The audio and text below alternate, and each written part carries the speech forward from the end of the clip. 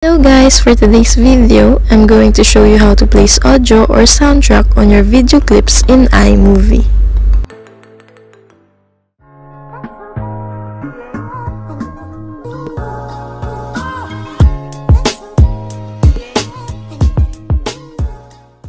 So the apps that we're going to use are Bolt app and iMovie. So, start tayo sa iMovie. At mag-add tayo dito ng project.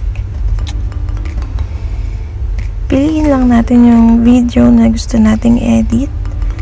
Select natin siya. Pwedeng multiple yan. Then create movie. After that, makikita natin na nandun na siya sa project. So, pwede nating i-detach yung mismo sound ng video na napili natin. Pwede natin siya i-trim kung saan lang gusto nating matira. Pwede rin natin siya i-move.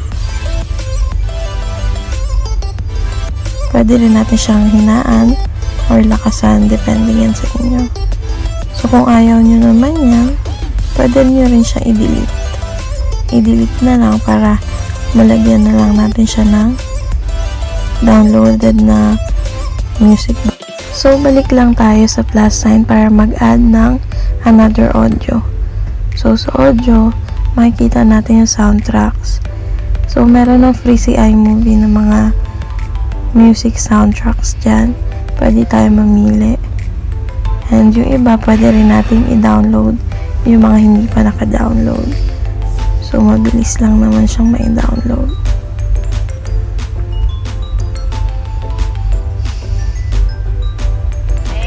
So, after that, pwede na natin siya i-add.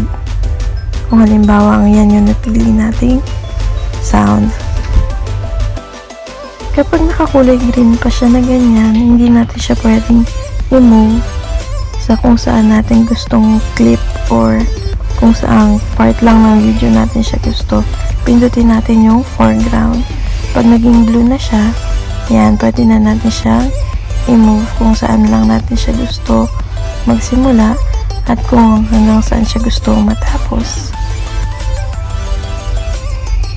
Pwede rin natin itong i-adjust yung volume sa mahina or sa malakas. So, depende yan sa inyo. Then, pwede rin natin siya i-fade. So, sa fade, makikita nyo lalabas yung dalawang arrow sa dulo at sa unahan. So, i-move lang natin kung saan natin gusto yung music na biglang mag-fade bago siya mawala. Then, click trim. For example, gusto nating palitan yung music na naka-install na mismo sa iMovie. So, pwede naman yun. Delete lang natin yun. And then, hanap tayo ng iba. Plus sign. Tapos, punta tayo sa audio. And then, dun tayo sa my music. So, dito, merong mga imported na music. Yan yung mga na-download na galing sa ibang apps, sa mga MP3 downloader. So, marami na ako na-download. Pero, walang babagay dito sa video na ginawa ko dahil pang birthday ito eh. Kaya, papakita ko kung paano mag-download sa Bolt. Punta kayo sa YouTube yan. So, dyan, pwede kayo mag-search na kahit anong music basta walang copyright. Pag nakapag-search na kayo ng music na gusto nyo na walang copyright, marami nang lalabas dyan na pwede nyo pagpilian. So, pag nakapili na kayo, click nyo lang and then lalabas doon download. So, i-download nyo lang siya. Makikita nyo na yung din-download nyo sa download section. Punta kayo sa tabi nun, folders. Sa folders, swipe right nyo lang yung din-download nyo. Then, convert to audio. Pag na-convert to audio nyo na siya, makikita nyo na naka-audio format na yung video na yun.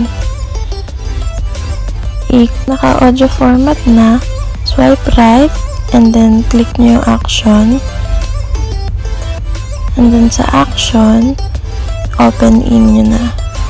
Tapos hanapin nyo yung more. Pag-click mo ng more, hanapin mo yung copy to iMovie. So, mareredirect ka na sa iMovie and then hanapin mo yung last mo na inedit doon. So, naka-attach na doon yung din-download mo background music. So, naka-green pa siya kaya hindi mo siya malalagay sa kung saan mo siya gustong i-start. Gawin mo, click mo yung foreground and then magiging blue na yan. Pag nag-blue na siya, so pwede mo na siyang i-drag sa kung saan mo siya gustong mag-start or kung saan mo siya gustong matapos. Adjust lang natin ulit yung volume niya. Ikaw nang bahala kung ano yung gusto mo. And then, pwede rin natin siyang i-fade. So, sa umpisa at sa dulo. Para may effect naman yung background music mo. Then, click mo ulit yung trim. And then, isakto na lang natin siya sa mismo haba ng video. Kasi, background music mo nga siya. So, yan. Adjust lang natin. And kung gusto mo naman mag-add ng sound effects na pumapalakpak, umiiyak, tumatawa, mag-add lang tayo ng music. And then, audio ulit, tapos sound effects. So, dito sa iMovie, meron na siyang mga free na mga sound effects. Mamimili lang tayo dyan. Halimbawa, itong applause para may pumapalakpak. Yan. So, kung nasan yung white na line, itapat lang natin yan sa kung saan natin gustong lagyan ng sound effect. Tapos, add tayo ulit. So, halimbawa, ito namang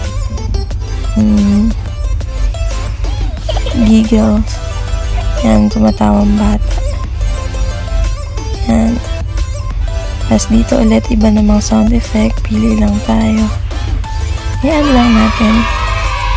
So, again, pwede ka rin mag-download yan sa YouTube.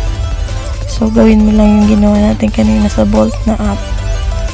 So, kapag okay ka na sa kinalabasan ng sounds mo, pwede mo nang i-done, then export mo na siya sa gallery mo. Lagi nating piliin yung mataas na quality. And then, exporting movie na siya. And then yan, mag-export na siya sa gallery mo. So, this is a sample video lang po. Pinakita ko lang kung paano maglagay ng music background and sound effects po at paano natin siya i-adjust. Started from a DM, now she wanna see him. If you wanna link, baby, gotta be the weekend. Just follow me.